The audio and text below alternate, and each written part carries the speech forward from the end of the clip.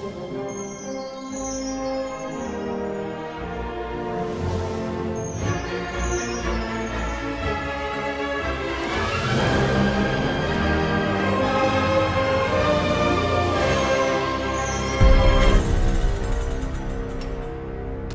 pessoal, seja bem-vindo a mais um vídeo, professor Hermes na área. Pessoal, nós estamos aí na semana 5 do seu PET volume 3 e nesta semana nós vamos ver os principais sólidos geométricos. Vamos conhecer aí os principais sólidos geométricos para você então responder a atividade aí da semana 5 do seu PET volume 3, tá certo?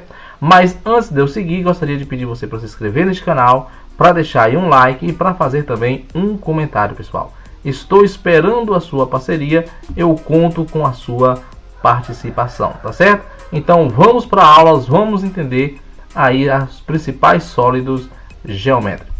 Pessoal, os sólidos geométricos ou figuras espaciais são aquelas que possuem 3 dimensões, ou seja, possui comprimento, largura e altura. E pode ser divididos em 2 grupos. Nós podemos chamar os grupos de poliedros e não poliedros.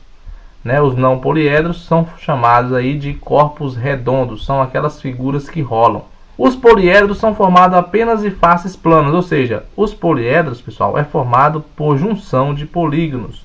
E os não poliedros são formados por superfícies curvas, por isso que eu disse que são sólidos que rolam. Os principais elementos dos poliedros são as faces, as arestas e os seus vértices.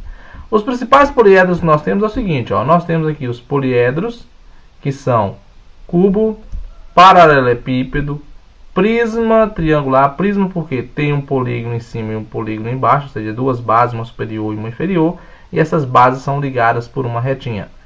Nós temos o prisma pentagonal, um pentágono em cima, outro pentágono embaixo, e ligado também por retinhas. Nós vamos chamar isso daí de poliedros. Nós temos aqui um prisma hexagonal, que é um hexágono em cima e um hexágono embaixo, ligado aí por retinhas, também são poliedros. Nós temos aqui uma pirâmide triangular, uma pirâmide quadrangular, ou seja, a triangular nós temos um triângulo que está sendo ligado a um ponto em outro plano. A quadrangular nós vamos ter um quadrado ligado a um ponto, certo? Um ponto aí saindo retinhas desse ponto até o vértice do quadrado. Nós vamos chamar também de poliedros. Nós temos aqui a pirâmide pentagonal, um pentágono na base de baixo ligado a um ponto. E a pirâmide hexagonal, um hexágono ligado a um ponto vai formar uma pirâmide hexagonal.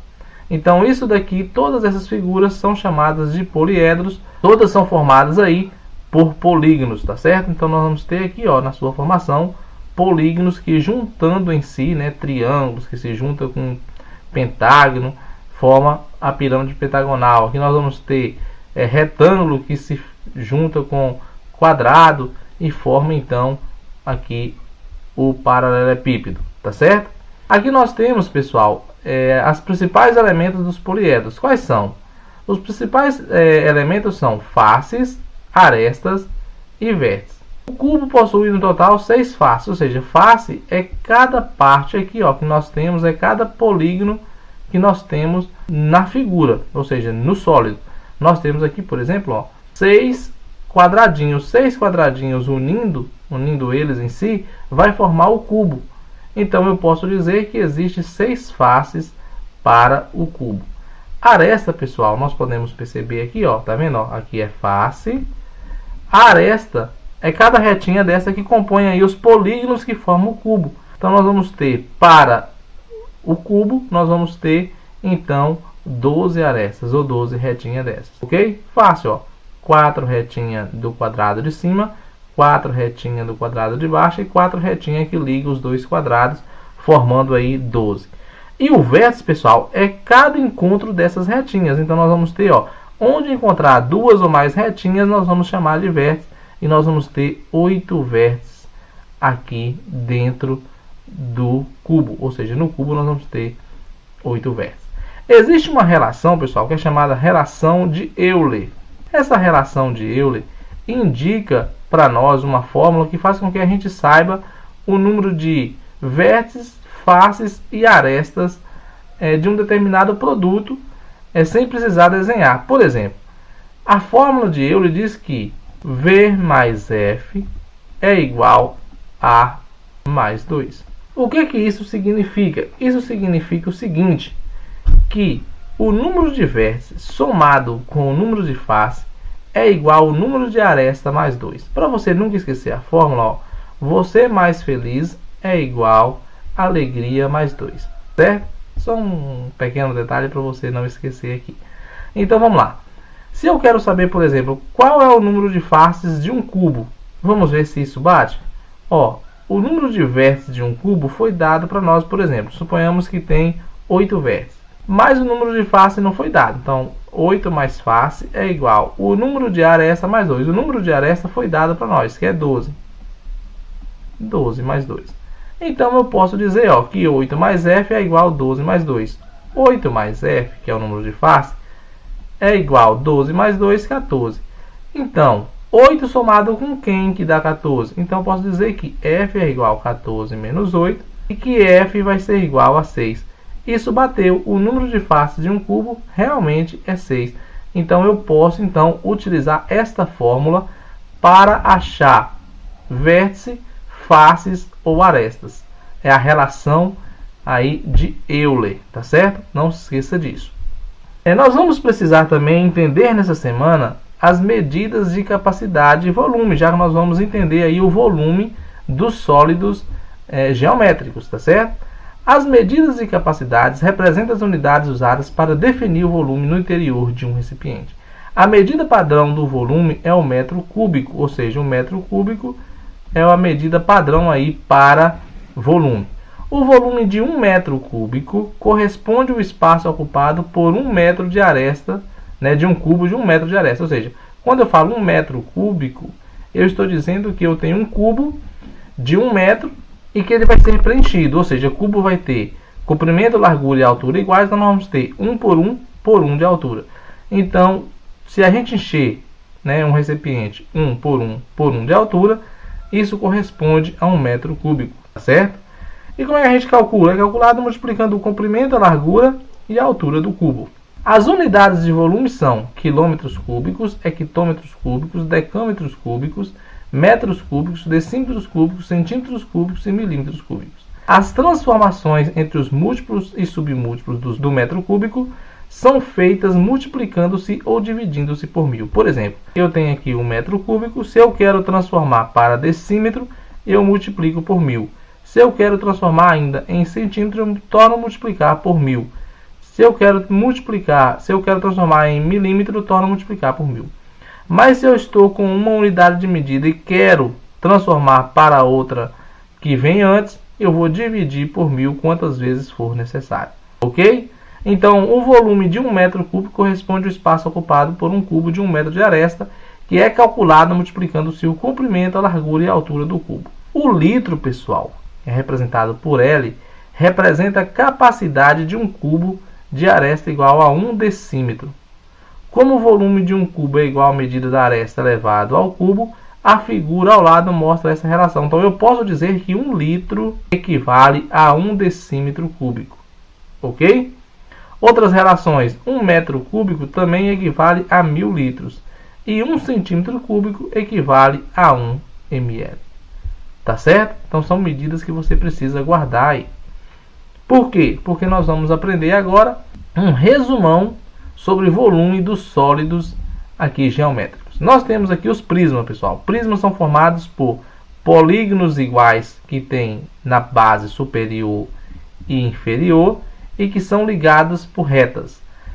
Para você achar o volume de um prisma, nós podemos ter aqui prisma triangular, porque é um triângulo embaixo e em cima.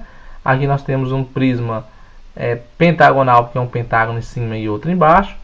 O que você precisa fazer? Para você achar o volume, você precisa fazer a área da base, a área do polígono de baixo, multiplicado pela altura desse polígono até chegar no outro de cima. Então nós vamos ter que o volume de um prisma sempre vai ser a área da base vezes a altura. Por exemplo, se fosse calcular seria a área desse triângulo multiplicado pela altura deste triângulo até o outro. Isso é o volume de um prisma, tá certo? essa parte aqui nós não vamos falar agora, vamos deixar mais para frente. Vamos focar só no volume.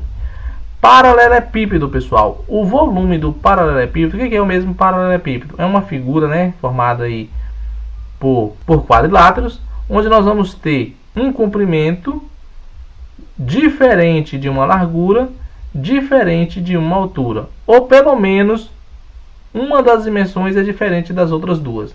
Eu poderia ter A igual a B, só que diferente de C. Mesmo assim seria paralelepípedo. Então, paralelepípedo nós vamos ter 3 dimensões, onde pelo menos uma é diferente.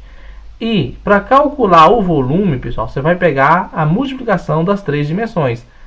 O comprimento vezes a largura, que é a área da base, multiplicado pela altura, que volta a ser aqui a outra dimensão. Então, eu posso dizer que o volume é o A vezes B vezes C. Comprimento vezes largura vezes altura.